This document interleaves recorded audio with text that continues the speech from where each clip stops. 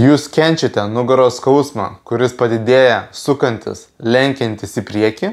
Dėl nugaros skausmo suprastėjo miegas, sumažėjo darbingumas, o ir geriami leidžiami vaistai bei tepalai nebepadeda? Noriu Jums priminti vieną labai svarbų dalyką, kad vaistai problemas nesprendžia, o tik užblokuoja skausmą. Viena iš dažniausių nugaros skausmo priežasčių yra giliųjų pilvo ir stuburo raumenų nusilpimas.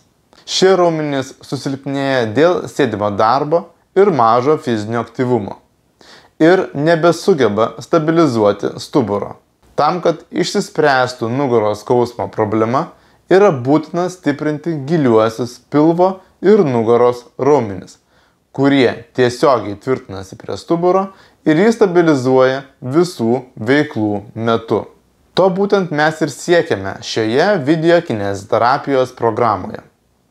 Šios video programos pagalba Jums sumažės juosmens įtampa, skausmas ir diskomfortas. Sustiprės gilieji liemens raumenys, kitaip sakant, nugaros ir pilvo. Ir dėl to pagerės gyvenimo kokybė, pasitikėjimas savimi bei darbingumas. Dėl sustiprėjusių giliųjų pilvo ir nugaros raumenų sumažės baimė lenktis į priekį, suktis, nešti ir kelti daiktus. Galėsite ilgiau išsėdėti nekeisdami kūno padėties ir tai prisidės prie padidėjusio darbingumo. Žymiai sumažės geriamų ir leidžiamų vaistų suvartojimas.